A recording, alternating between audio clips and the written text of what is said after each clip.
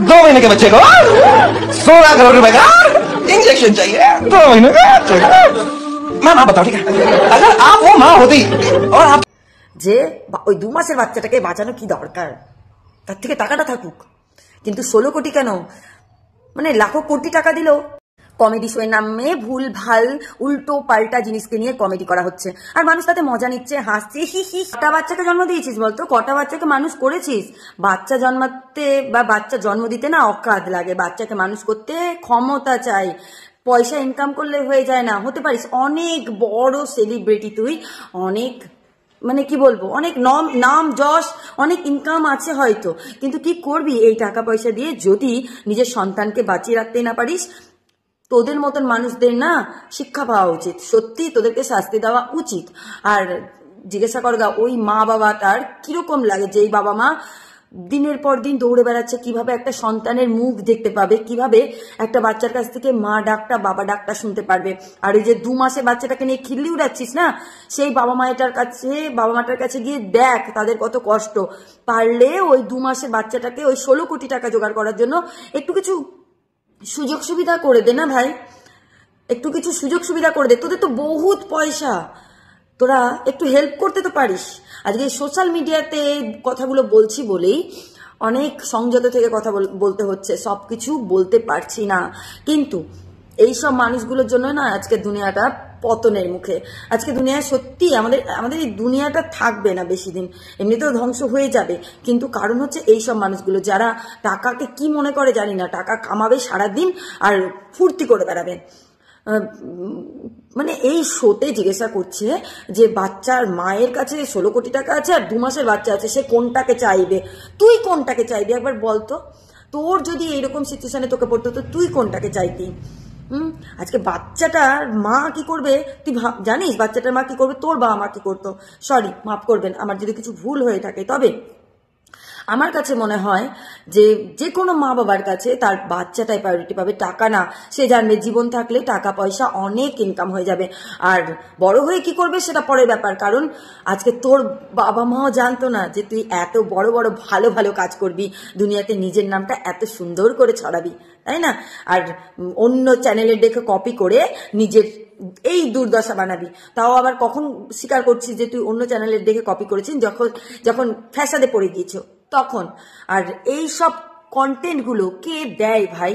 হ্যাঁ, 2 মাসের বাচ্চাটা যার কষ্ট হচ্ছে না, সেই পরিবারে একবার গিয়ে দেখে আসো, একবার পরিবারটাতে গিয়ে দেখে এসো যে তাদের দিন রাত কিভাবে কাটছে, তারা কি আদৌ খাওয়া দাওয়া করতে পারছে না, না খেয়ে দিন কাটাচ্ছে, ভাবছে কিভাবে টাকাটা জোগাড় করা যায়। কমেডি শোয়ের নামে ভুল ভাল উল্টো পাল্টা জিনিসকে নিয়ে কমেডি করা হচ্ছে, আর মানুষ তাতে মজা নিচ্ছে, হাসছে, হি হি হি হি করে। আচ্ছা, যারা হাসছে তাদেরও কি একটু লজ্জা লাগলো না যে এইভাবে কমেডি হচ্ছে, এইরকম কথাগুলো বলছে আর আমরা হাসছি এখানে? হ্যাঁ, যে হাসাচ্ছে সে তো হাসাচ্ছে, সে তো দোষী, কারণ কন্টেন্টটা সে দিচ্ছে, কথাগুলো সে বলছে, কিন্তু তোমাদের হাসি আসছে মুখ দিয়ে যে ওই একটা 2 মাসের বাচ্চার কষ্ট হচ্ছে, সেই কষ্ট থেকে বেরোতে গিয়ে তাকে 16 কোটি টাকার ইনজেকশন দিতে হবে। সেই কোটি টাকার মধ্যে 1 টাকা করেও তোমরা কি দিয়ে দেখেছো যে কেমন লাগে? ওই বাচ্চাটা যখন বাবা মা বলে বাবা মাকে ডাকবে, তখন সেই বাবা মাটার কতটা তৃপ্তি হবে একটাবারও ভেবে দেখেছো? তা না, তোমরা সেই বাচ্চাটাকে কি বলবো, বাচ্চাটাকে ট্রিটমেন্ট করতে 16 কোটি টাকা লাগবে, তোমাদের কাছে 16 কোটি টাকাটাই বেশি খিদা, বাচ্চাটার কোনো মূল্যই নাই, তাই না? কোনো মাকে গিয়ে জিজ্ঞাসা করবে তার কাছে তার বাচ্চাটা কতটা মূল্যবান, কতটা অমূল্য জিনিস, কতটা কি। মা হয়তো বর্ণনা করতে করতে হাঁপিয়ে যাবে, তার কাছে 16 কোটি টাকা আসলেই কিছু না। তোমাদের মতো মানুষের কাছে হয়তো টাকাটাই সব। ভগবান না করুক তোমার বা তোমার পরিচিত কারোর এইরকম সন্তানের মুখ দেখতে হয়। ভালো থাকো, সুস্থ থাকো, কিন্তু তোমার কর্ম তোমাকে কোথায় নিয়ে যাবে একবারও ভেবে দেখেছো?